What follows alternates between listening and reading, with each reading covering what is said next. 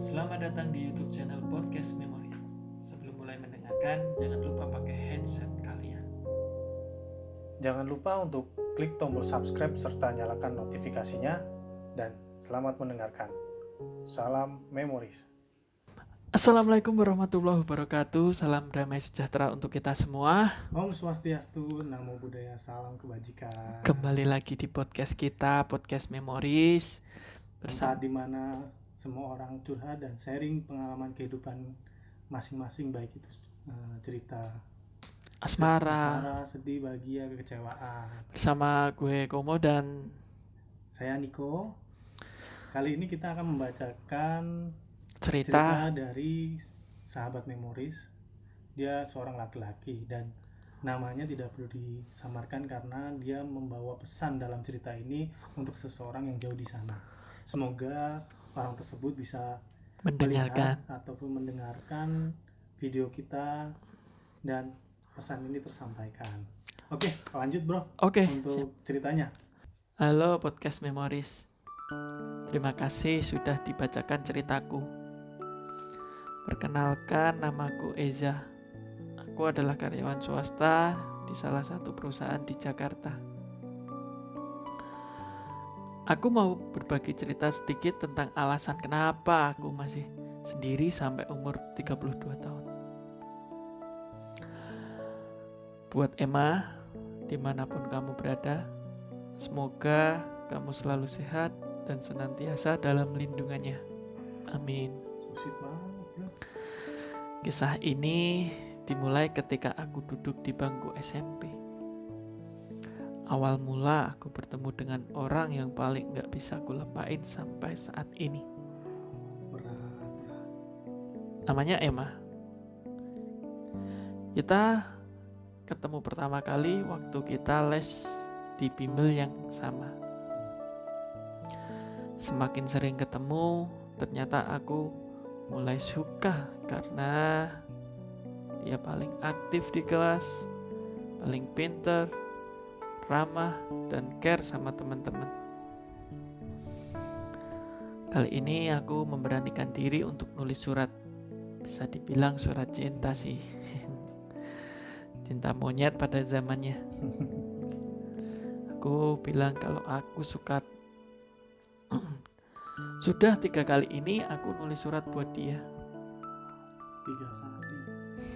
Buat orang yang dicinta pasti Niat, tapi gak pernah ada tanggapan. Sakit bro. Namun setiap kali kita bertemu, dia menjadi salah tingkah. Saat itu aku berpikir, oke, mungkin cintaku ditolak. Gak apa-apa. Lama setelah itu, aku mulai sering ngajak ngobrol. Kita makin dekat. Aku seneng banget waktu itu. Setelah kurang lebih dari 1 tahun, kita dekat. Ternyata kita sama-sama diterima di salah satu SMA yang sama di Jakarta. Makin kesini kita makin deket. Tapi kita belum pacaran. Kita hanya sebatas teman. Suatu ketika aku tahu dari temen, ternyata Emma jadian sama teman sekelasku. Hancur rasanya. Tapi mau gimana lagi? Aku mencoba ikhlas dan berusaha ngelupain perasaanku sama Emma.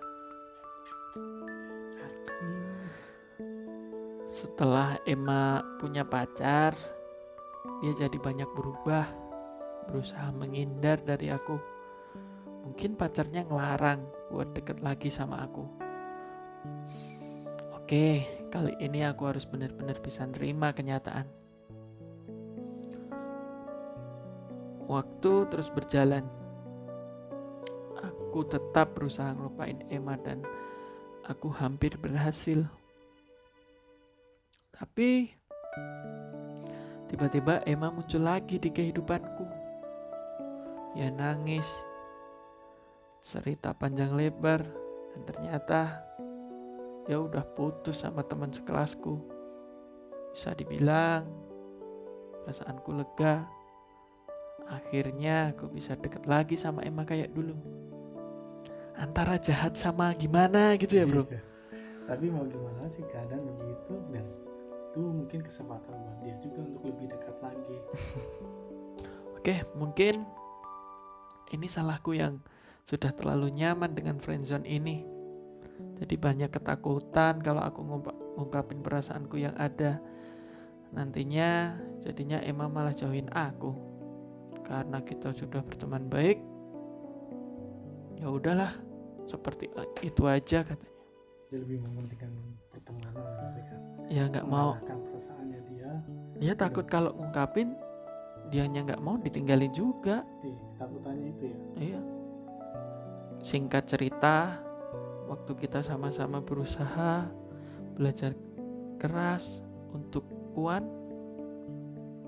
Emma pamitan sama aku. Setelah lulus, dia mau pindah ke Jogja. Ikut orang tuanya yang kebetulan dipindah tugaskan ke Jogja.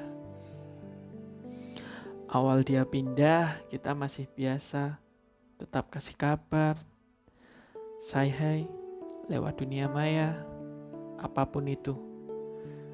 Dia selalu kasih aku semangat sampai aku lulus kuliah dan aku berencana ke Jogja sekedar ketemu Emma. Tapi karena aku ternyata langsung dapat pekerjaan,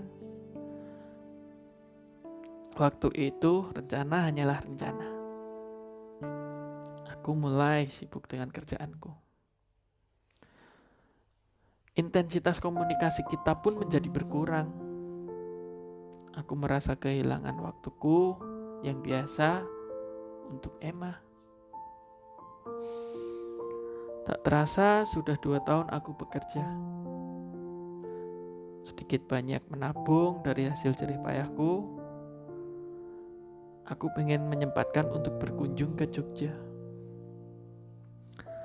Harapanku, aku pengen menemuin Emma. Aku bisa deket dengan Emma.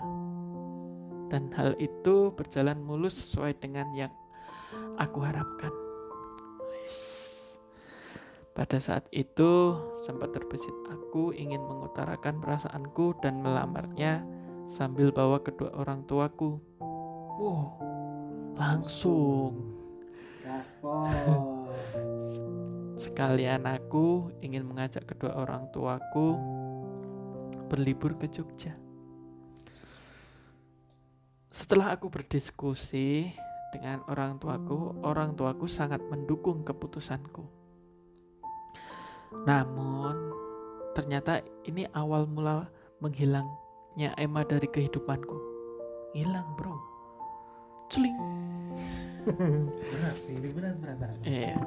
Dengan perasaan menggebu, aku mengutarakan isi hatiku yang selama ini aku pendam. Aku mulai mengutarakan rencanaku untuk melamar Emma. Akan tetapi, reaksi Emma berbanding terbalik. Dia justru kaget. Ternyata selama ini dia nganggap aku sebagai sahabat, bahkan seperti keluarga sendiri.